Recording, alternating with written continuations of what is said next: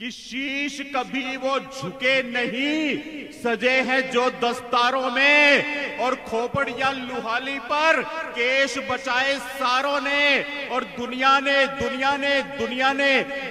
ने देखी बात अनोखी गुरु गोविंद के दरबारों में, कि बाल काटने वाला नाई भी सज गया पंज प्यारों में।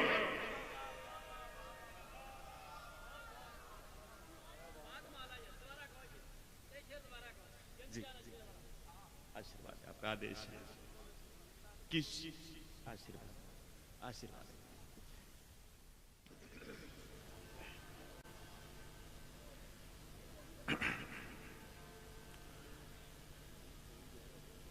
वाहेगुरु जी का खालसा, वाहेगुरु जी की फतेह। मैं सर्वप्रथम पावन पवित्र श्री गुरु ग्रंथ साहिब जी के चरणों में कोटि कोटि प्रणाम निवेदित करता हूं। दसों गुरुओं को याद करते हुए सभी गुरुओं के चरणों में अपना प्रणाम निवेदित करता हूं। इस भव्य मंच को प्रणाम करता हूं और गुरु प्यारी साध संगत जी आप सभी को अपना प्रणाम निवेदित करता हूं। दिल्ली से चला आनंदपुर साहिब तक आने के लिए 7 घंटे के रास्ते में एक ही बात सोच रहा था कि जब माइक में 7 मिनट मिलेंगे तो क्या बोलूंगा। वो 7 घंटे सोचने में लगे कि 7 मिनट में कौन सी कविता बोलूं, तो उत्तर मिला कि बेटा कविता आज रहने दे, कुछ छंद कुछ मुक्तक बोल देता। मैं प्रबंधक कमेटी का हृदय की अनंत गहराइयों से धन्यवाद करता हूं कि आपने आज इस पावन दिवस पे, जहां खालसा पंथ की स्थापना का हम स्थापना दिवस मना रहे हैं, जिस पावन भूमि पे खालसा पंथ की नींव रखी गई, उस पे आपने इस नाचीज को भी याद किया। मेरे पास शब्द नहीं है, कहने को कवियों पर शब्दों का अकाल पड़ जाता है। बस मेरा आभार स्वीकार कीजिएगा। अभिभूत इस पावन धरती पे आकर के, अनंतपुर साहिब की पावन धरती की इस पावन भूमि की इस मिट्टी को अपने मस्तक पे लगा के कहने का प्रयास करूंगा। कहीं भी मेरी पंक्ति की, कविता की कोई पंक्ति आपके हृदय को छू जाए तो जयकारों के माध्यम से आशीर्वाद दीजिएगा कि रक्त की स्याही से भी जो लिखी नहीं जाती। क्या है सिक्की? मंच का भी आशीर्वाद चाहूंगा। मेरी मातृशक्ति, मेरी बहनें बैठी हुई है कि रक्त की स्याही से भी जो लिखी नहीं जाती, अरे सिक्की अंदर से आती है, सिक्की नहीं जाती।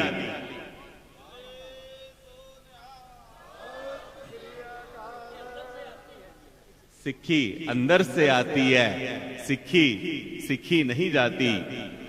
और पिता के पिता के पिता के पिता साहबजादों से अगर देखें तो, और बेटे के बेटे के बेटे के बेटे गुरु अर्जन देव जी महाराज जी से देखें तो, पिता के पिता के पिता के पिता और बेटे के बेटे के बेटे के बेटे, जहां सासों और शीशों की देते हो भेंटे।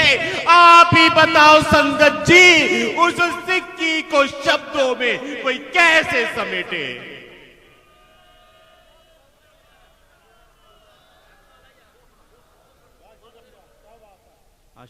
मंच का आशीर्वाद मिल रहा है कि पिता के पिता के पिता के पिता और बेटे के बेटे के बेटे के बेटे, जहां सासों और शीशों की देते हो भेंटे।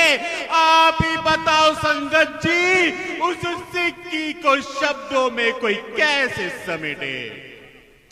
गुरु नानक जी ने दुनिया को सिक्खी जैसा पंथ दिया, और दसों गुरु नानक जी ने दुनिया को सिक्खी जैसा पंथ दिया। दसों गुरु की जोत ने मिलकर गुरु ग्रंथ सा ग्रंथ दिया, और कलगी वाले दाता ने जीने मरने के अंदाज दिए, और 1.25 लाख से एक लड़ाने वाले हमको बाज दिए।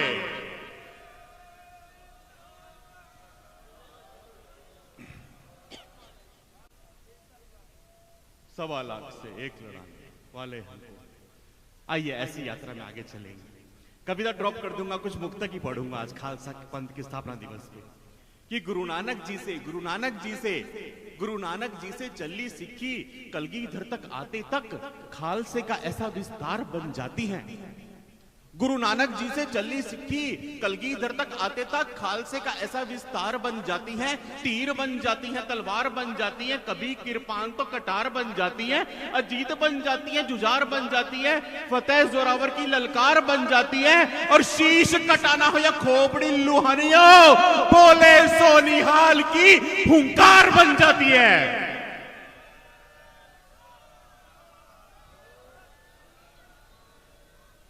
बोले सोनिहाल की हुंकार बन जाती हैं। अभी हमने गुरु अर्जन देव जी का प्रकाश मनाया, गुरु तेग बहादुर जी का प्रकाश पर्व मनाया।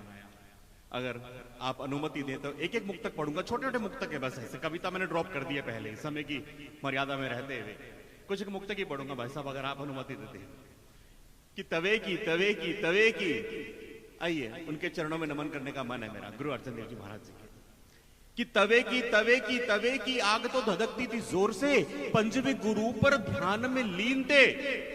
तवे की आग तो धधकती थी जोर से, पंचवे गुरु पर ध्यान में लीन थे। चेहरे की मुद्रा को देखते तो लगता था जैसे मखमल के पीछे कालीन थे, और छल्ली छल्ली हो गया चालों से बदन पूरा। अर्जन देव जी वही आसीन थे, हैरान परेशान थी मुगल हुकूमत भी।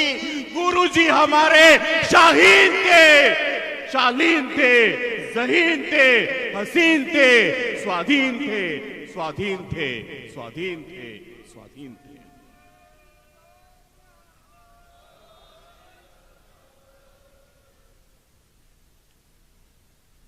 स्वाधीन थे। गुरु तेग बहादुर के चरणों में नमन करते हैं। फिर हम खालसा पंथ पे आते हैं कि चौक चांदनी का था, चौक चांदनी का था जालिम, चौक चांदनी का था जालिम औरंगजेब पे जाने चढ़ा कैसा मजहबी फितूर था। चौक चांदनी का था जालिम औरंगजेब पे जाने चढ़ा कैसा मजहबी फितूर था। सारी सारी सारी सारी सारी हदें क्रूरता की लांघने के बाद भी गुरूर औरंगजेब का चकना चूर था, और गुरु तेग बहादुर जी का शीश तो काट दिया, पर शीश कटा देख के हैरान थे हैवान भी। वो क्या शीश, सत श्री अकाल, शीश कट गया बाबूजी। कल्पना कीजिएगा आंख बंद करके, आज हमें डॉक्टर एक इंजेक्शन लगाता है, सुई लगाता है ना, हमारे चेहरे पे 36 तरह के भाव आते हैं, एक्सप्रेशन। आंखें मिच मिचाती है, माथे पे बल आते हैं, होठ कसकसाते हैं, गालों पे अलग भाव आते हैं। वो शीश कट गया, माथे में 1 मिलीमीटर सेंटीमीटर कोई परिवर्तन नहीं आया, कोई बल नहीं आया। शीश कट के जंगलों के रास्ते होते हुए अनंतपुर साहिब यहां आ गया। आज मैं उस पावन भूमि पे खड़ा हुआ हूं, और उस शीश का प्रताप देखिएगा कि गुरु तेग बहादुर जी का शीश तो काट दिया, पर शीश कटा देख के हैरान थे हैवान भी। वही रूप, वही तेज, वही हंसी शांति, वही और दिव्यता और भव्यता से भरा हुआ नूर था। कि दिव्यता और भव्यता से भरा हुआ नूर था।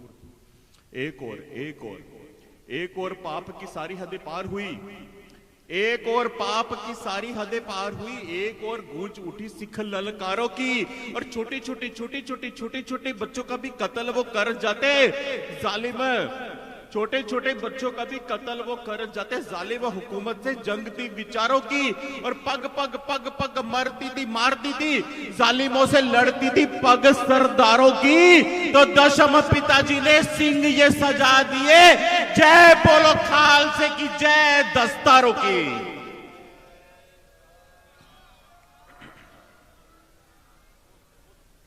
जय बोलो खालसे की जय, दस्तारों की।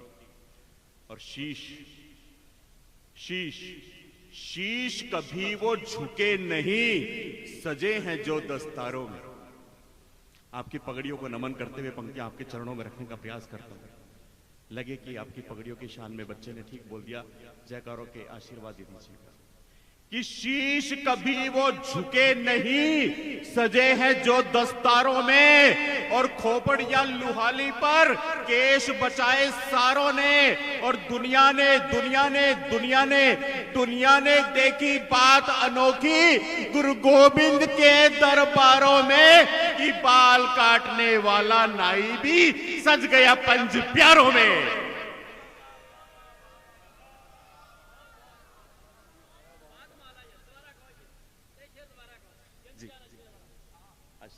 आदेश है कि आशीर्वाद कि शीश कभी वो झुके नहीं, सजे हैं जो दस्तारों में, खोपड़ या लुहाली पर केश बचाए सारों ने, और दुनिया ने देखी बात अनोखी गुरु गोविंद के दरबारों में, कि बाल काटने वाला नाई भी सज गया पंज प्यारों में।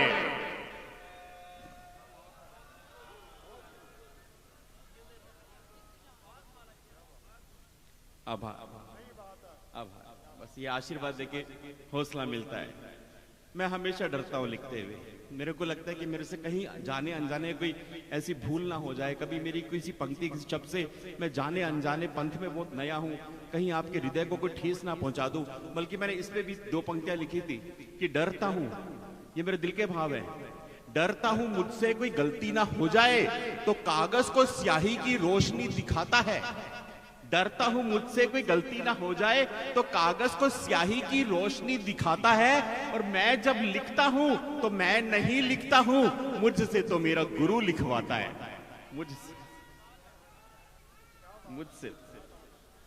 मुझसे तो मेरा गुरु लिखवाता है। आज आपने यहाँ कितना, ये तो सुप्रीम कोर्ट से ही बड़ा है, आज आपने यहाँ पास कर दिया, ये पंक्तियां मैं सब जगह पढ़ूंगा, बस आपने पास कर दिया। आइए वहीं चलते हैं आगे खालसा पंथ की स्थापना की तरफ। कि बाजा वाले बादशाह ने दिया हमें खालसा, खालसा जालिमों से रक्षा का वादा है। बाजा वाले बादशाह ने दिया हमें खालसा, खालसा जालिमों से रक्षा का वादा है। और कितने औरंगजेब रखते हैं जेब में, घर जाके पूछते हैं बोल क्या इरादा है। बाजा वाले बादशाह ने दिया हमें खालसा, खालसा जालिमों से रक्षा का वादा है। और कितने औरंगजेब रखते हैं जेब में, घर जाके पूछते हैं बोल क्या इरादा है। और शस्त्र दिए गुरु ने तो सीख भी साथ दी, शस्त्रों को रखने की भी मर्यादा है। और धर्म की रक्षा हेतु सिंह ये सजाए हैं, एक एक खालसा 1.25 लाख से ज्यादा है।